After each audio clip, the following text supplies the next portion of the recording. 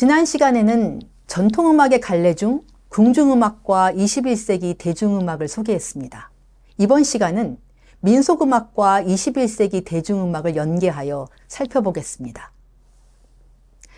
궁중음악과 풍류음악의 절제된 형식과 호흡과는 달리 민속음악은 삶과 일상에 가까운 음악 범주이기 때문에 좀 더 자유로운 형식과 역동적인 호흡을 가지고 있습니다. 민속음악 중에서 우선 판소리와 이를 활용한 21세기 대중음악을 비교 감상해 볼 텐데요. 먼저 판소리에 대한 간략한 설명이 필요하겠습니다.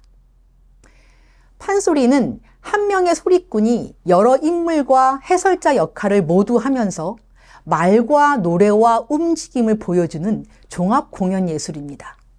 본래 판소리의 무대는 마당입니다. 누구나 지나갈 수 있고 누구나 볼 수 있는 장벽이 없는 마당이 바로 판소리가 열리는 곳이었습니다. 현재와 같은 공연장 무대와는 다르죠. 그래서 판소리 이야기는 마당으로 불리고 여기에는 12마당이 있었습니다. 이 중 현재 전승이 되는 춘향가, 심청가, 흥보가, 수궁가, 적벽가 이렇게 5을 판소리 5마당이라고 합니다. 판소리 5마당 중 춘향가의 어사출두 대목을 활용한 21세기 대중음악이 있습니다. 두 번째 달의 어사출두입니다.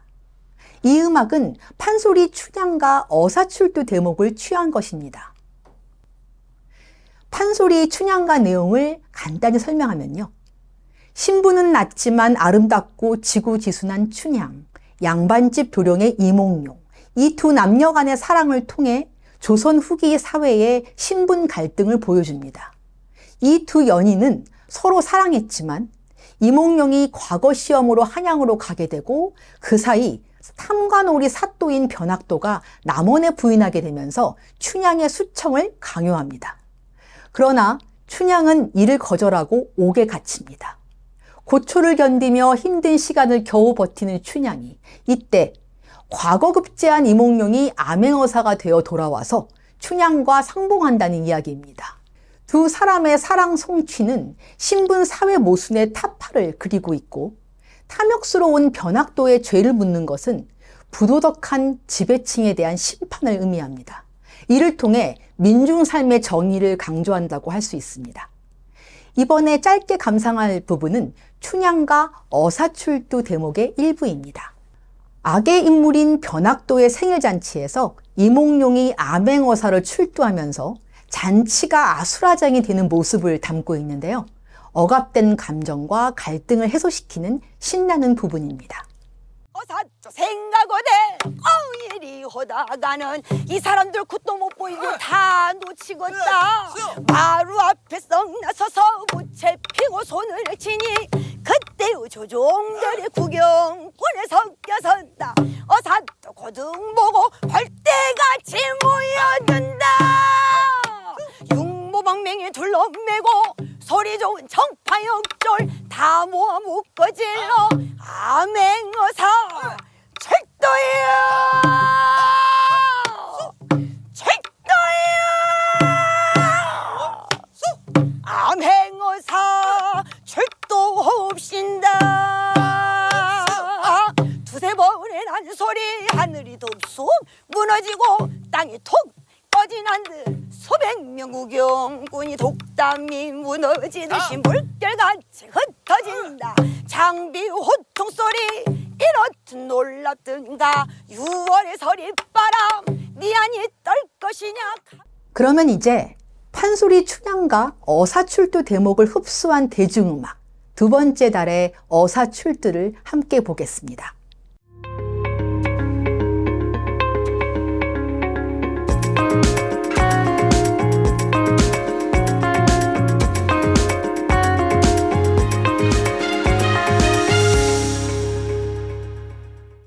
두 번째 달은 기타, 만돌린, 아코디언, 바이올린, 드럼 등으로 구성된 밴드인데요. 다국적 색깔을 표방하는 이 그룹은 판소리를 대중음악에 편입시킨 초기 밴드라고 할 수 있습니다. 밴드의 음악적 색깔은 지키는 동시에 전통 판소리의 사설과 본체 또한 유지하면서 하나의 음악으로 만드는 것이 매우 인상적입니다. 두 번째 달 이후에 민속음악, 특히 판소리와 대중음악의 융합이 활발하게 이루어져 왔다고 평가할 수 있습니다. 판소리를 활용한 21세기 대중음악 그 두 번째는요, 이날치 밴드의 범 내려간다입니다. 여기에는 판소리 수궁과 범 내려오는 대목이 담겨 있습니다. 판소리 5바탕 중에 수궁가는 수궁, 바닷속 왕궁 이야기입니다. 이야기를 간략하게 요약하면요, 용왕이 병이 들어 토끼의 간이 약이 된다는 진단을 받게 됩니다. 이에 용왕의 충신 별주부 자라가 토끼의 간을 구하고자 육지로 나가서 토끼를 찾아 나섭니다. 드디어 토끼를 찾아 감언이설로 유인하여 바다 궁전 수궁으로 데려옵니다. 그러나 수궁에 도착한 토끼는 그 자신이 속은 것을 알고 꾀를 부려서 다시 수궁에서 빠져나온다는 이야기입니다. 힘은 미약하지만 지혜를 가진 토끼로 대변되는 서민층, 그리고 탐욕스럽고 부도덕한 용왕과 별주부 자라로 대표되는 지배층, 이 두 계층 사이의 갈등이 우화적으로 잘 그려진 정치 풍자 문학입니다. 수궁과 완창에는 총 3시간이 걸립니다. 그래서 그중 범이 내려오는 대목을 보겠습니다. 이 대목을 간략하게 설명하면요, 별주부 자라가 토끼를 찾으러 돌아다니다가 산에 갔을 때 용왕의 약인 토끼를 발견하게 됩니다. 그런데 별주부 자라는 바다에서 육지로 오는 먼 길에 온몸은 지치고 턱으로 밀고 당기며 수영을 해온 터라 아래턱에 쥐가 나서 토끼 선생님을 뜻하는 토생원이라고 불러야 한다는 것이 호생원으로 발음하여 부르게 됩니다. 호는 호랑이를 칭하는 터라 저 멀리 고독하게 지내던 호랑이는 자기를 부르는 소리, 그것도 생원, 선비 호칭까지 붙인 것에 감동도 하고 신이 나서 첩첩산중에서 별주부를 향해 내려옵니다. 그럼 이 대목 감상해 보시죠. 이렇듯이 논일 적에 별주부가 한 곳을 바라보니 토끼가 있는지라.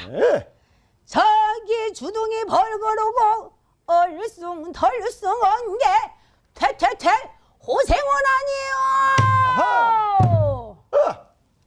호랭이가 생원말 듣기는 처음이라 반겨듣고 한번 내려오는 범 내려온다, 범이 내려온다, 송리 깊은 홀로 한 짐생 내려온다. 뒤에 머리를 흔들며 양귀 쭉 찢어지고 몸은 얼숭덜숭 꼬리는 잔뜩 던발이 넘고 동이 같은 앞다리, 전동 같은 뒷다리, 세락 같은 발톱으로 엄동 사람 백사장으로 잔디 뿌리광물에 촤라라라라라라 거치며 주홍이 떡 벌리고 찰나 배가 우뚝 홍행홍행 하는 소리 산천하니 듣고 땅에 툭 터진 나는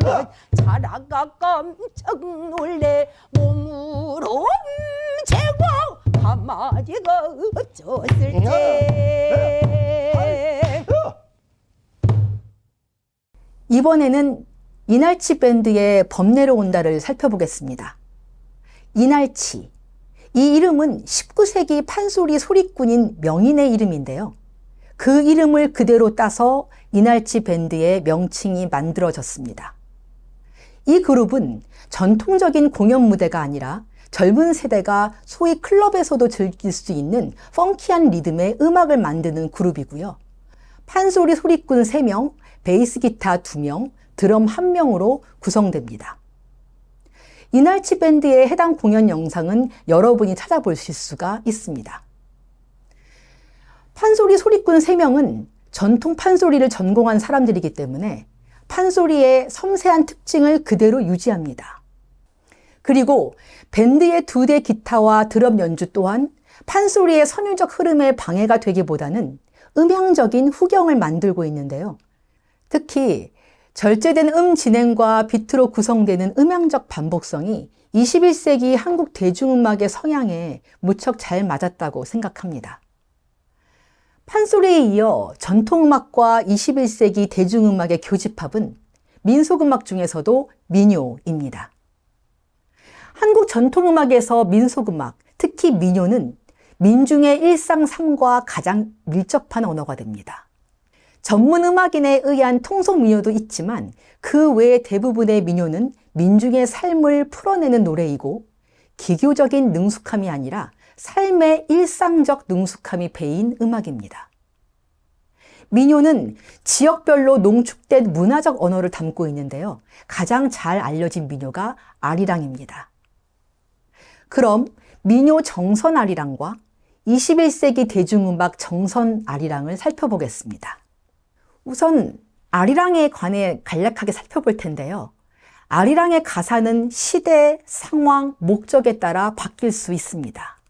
혹은 아리랑을 부르는 사람의 삶과 이야기에 따라 가사는 달라지는데요. 그 이유는 아리랑을 포함한 민요는 고정된 음악이 아니라 살아 움직이는 음악이기 때문입니다. 다시 말하자면 기본 선율은 그대로 두고 노래 가사는 지속적으로 바꾸게 됩니다. 여러분이 링크를 통해 감상하실 아리랑은요, 강원도 정선군 임계면의 고 함광선 할머니가 부르시는 아리랑입니다. 그 가사를 살펴보면요. 왜 다 늙었나, 왜 다 늙었나, 내가야 왜 다 늙었나. 전문 음악인으로서 자신의 삶을 이야기로 풀어낸 정선 아리랑. 노래하시는 할머니의 표정을 보면 노래를 듣는다기보다는 할머니의 시간과 기억에 동참하는 느낌을 받습니다. 이것이 민요의 진정한 의미가 아닐까 싶습니다.